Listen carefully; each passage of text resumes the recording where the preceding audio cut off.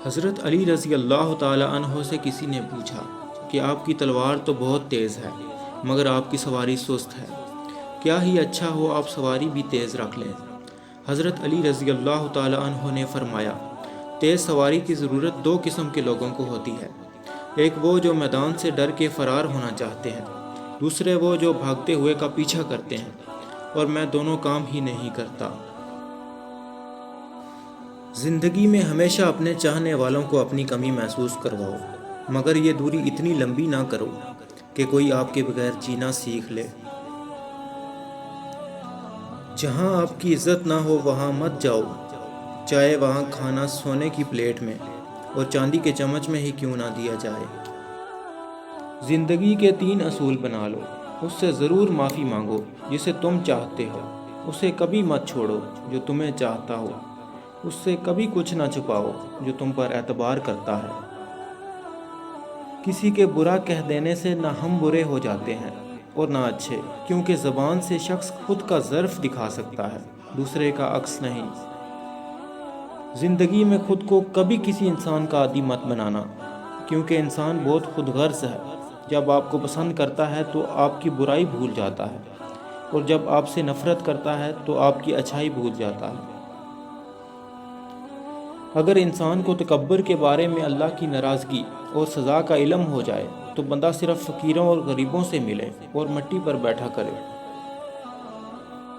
دوستی کرنا اتنا آسان ہے جیسے مٹی سے مٹی لکھنا، اور دوستی نبھانا اتنا مشکل ہے جیسے پانی سے پانی لکھنا۔ کبھی کسی کے سامنے اپنی صفائی پیش نہ کرو، کیونکہ جسے تم پر یقین ہے اسے ضرورت نہیں، اور جسے تم پر یقین نہیں وہ مانے گا نہیں۔ اچھا دوست ہاتھ اور آنکھ کی طرح ہوتا ہے، جب ہاتھ کو درد ہوتا ہے تو آنکھ روتی ہے، اور جب آنکھ روتی ہے تو ہاتھ آنسوؤں کو صاف کرتے ہیں۔ حضرت علی رضی اللہ تعالی عنہ کے پاس ایک یہودی آیا اور کہا، میں نے سنا ہے آپ مسلمان جب عبادت کرتے ہو تو برے برے خیالات آتے ہیں، جبکہ ہم عبادت کرتے ہیں تو ہمیں نہیں آتے۔ حضرت علی رضی اللہ تعالی عنہ نے جواب میں فرمایا، اگر ایک گھر فقیر کا ہو اور ایک امیر کا تو چور کہاں جائے گا؟ یہودی نے کہا، امیر کے گھر میں جائے گا۔ حضرت علی نے فرمایا، تبھی تو شیطان ان کو ستاتا ہے جن کے دل میں اللہ ہو، جن کے دل میں اللہ نہیں ہوتا وہاں شیطان کا کیا کام؟ توبہ روح کا غسل ہے، جتنی بار کیا جائے روح میں نکھار پیدا ہوتا ہے۔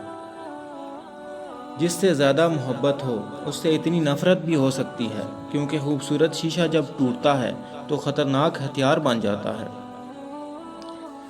جب تمہیں کوئی تحفہ دیا جائے تو اس سے بہتر واپس کرو، اور جب کوئی نعمت دی جائے تو اس سے بڑھ کر اس کا بدلہ دو۔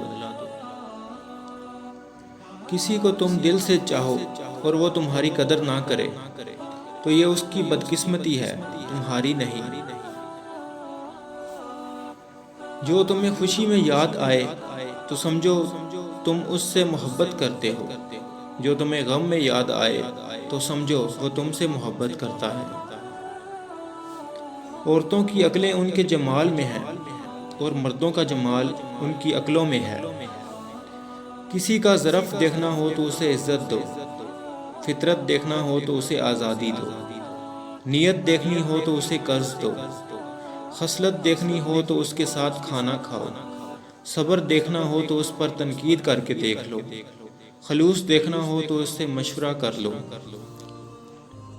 یہ زندگی 2 دن کی ہے، ایک دن تمہارے حق میں اور دوسرے دن تمہارے مخالف۔ جس دن تمہارے حق میں ہو اس دن غرور مت کرنا، اور جس دن تمہارے مخالف ہو اس دن صبر کرنا۔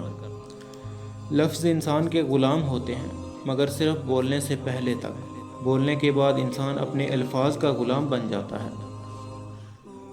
اپنی سوچ کو پانی کے قطروں سے بھی زیادہ شفاف رکھو، کیونکہ جس طرح قطروں سے دریا بنتا ہے اس طرح سوچوں سے ایمان بنتا ہے۔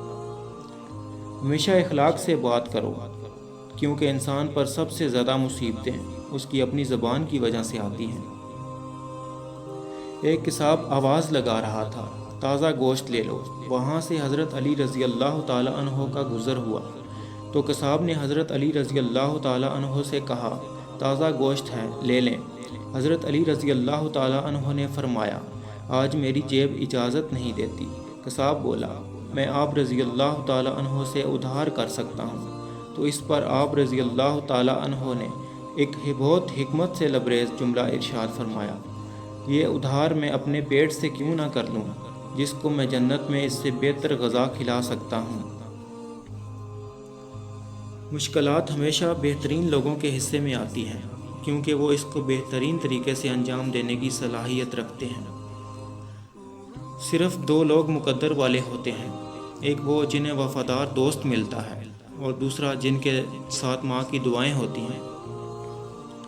دکھ میں کبھی پچھتاوے کے آنسو نہ بہاؤ، کیونکہ تم وہ خوش نصیب ہو جسے اللہ نے آزمائش کے قابل سمجھا۔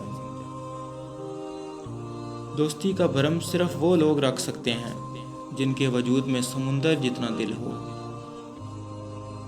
رزق کے پیچھے اپنا ایمان خراب مت کرو، کیونکہ رزق انسان کو ایسے تلاش کرتا ہے جیسے مرنے والے کو موت۔ تم کسی کے ساتھ بھلائی کرو، تمہیں اس کا بدلہ برائی کی صورت میں ملے تو سمجھ لو کہ تمہاری نیکی قبول ہو گئی۔